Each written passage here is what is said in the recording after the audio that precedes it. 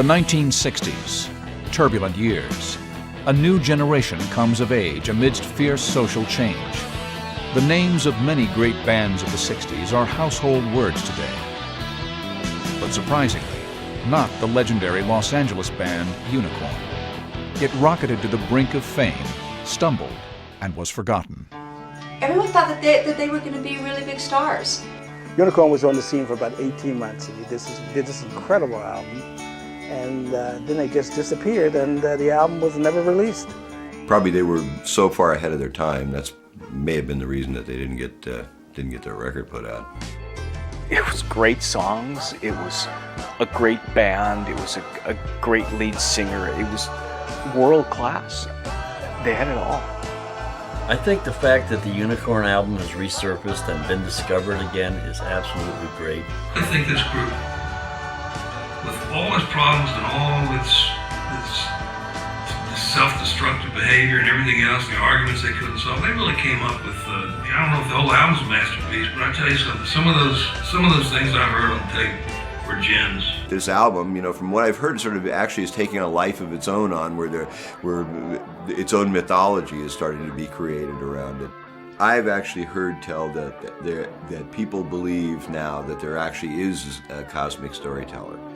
Well, after 30 years, to speak about this unicorn, I mean, it has come with its power, cosmic power and spiritual impacts.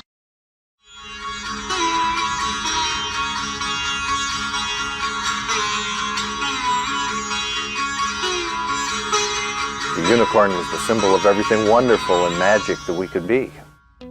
Unicorn was the only name. Stoney was the guy with the vision. I mean, he knew what he wanted. Stoney made me feel needed and that I was helping create something new and different. I meshed well with Lucky's drumming. In fact, Stoney said that we were the foundation of the group. I didn't get it at first. Stoney was, he was kind of a blowhard, is what he was, and I figured my style would clash or get lost among all the flashy licks the others were playing. But I found out that, we worked together just fine. I was important for the sound, so I stayed with them. They were so full of themselves. I mean, they thought they were the next Beatles, for crying out loud. Lucky had a thing for flying saucers. He's gone for the longest time, like a couple of days. When he finally shows up, he's like real different, just odd.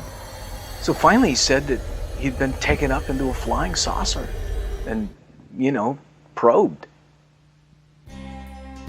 I wanted more than a great collection of songs. I wanted it to have a theme, a concept, a message, a storyline. He called it the Cosmic Storyteller. The girls thought it was cool and mystical, kind of sexy. If it failed, we'd all look like fools. Yeah, he had this idea about grabbing our generation where it lives.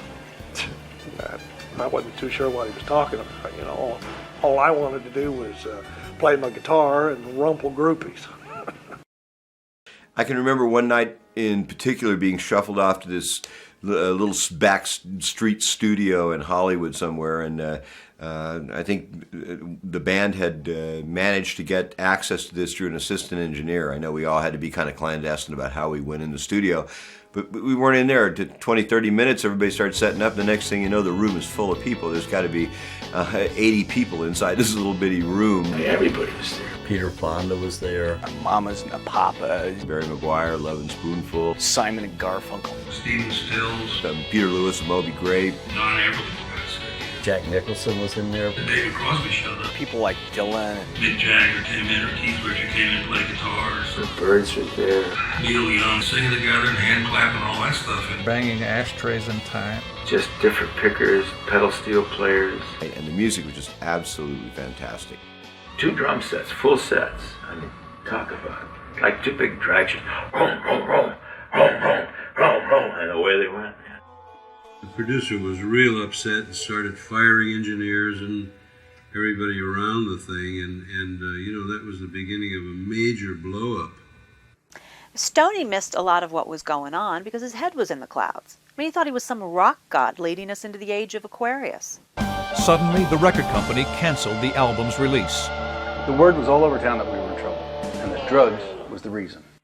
Stoney and Lucky were whacked out most all the time. You just can't do that much booze and drugs without getting all screwed up. What was happening to Lucky was a shame. His playing started getting shaky and uneven. I hated Wyatt. Well, I didn't take a liking to that Ephraim fella who we started calling Stretch. Well, he was a bigot. Other guys started talking about quitting the band. Stoney hoped that if we had a good show in Monterey that the record label might have a change of heart and release the album in July. Our only hope was Monterey. Somehow they got turned on that night, I think, is what I saw. To something beyond like that whole tight routine that you get into when you're playing in clubs and stuff. Monterey introduced a pantheon of stars to a generation and made stars out of Janis Joplin, Jimi Hendrix, The Who, Otis Redding, but not Unicorn. So then Wyatt, he took credit for getting rid of Stretch. Man, you could see Stoney just starting to boil. Stoney lost it. He started jumping around in Wyatt's face, waving his arms. I said to Stoney, okay, hotshot, now you can play all the damn instruments yourself. So Wyatt punches Stoney in the mouth and then sends him flying across the room and everybody's freaking out and they're going at it and everybody's screaming at him to stop it. There was a loud knock at the door. Eddie storms over, throws it open, and roars, "Yeah, what do you want?" Cops had a good laugh, said, "Congratulations, you're all busted." Well, that was that. We were screwed. Then she sucker punched him with the news that she'd been like sleeping with everyone. Wyatt and Tyrone and others. I'd taken more acid than I should, and I hoped it would produce a deeper experience and a vision of the truth. My head swam with colors.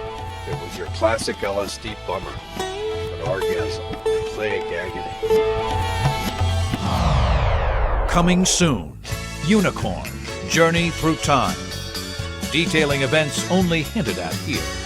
Stoney's inspired genius in the studio, the tempestuous recording sessions and battles with the producer, Unicorn's part in the Sunset Strip riots, their famous backstage fight at The Tonight Show, their visit to a Ken Kesey merry prankster acid test party, Lucky's untimely death.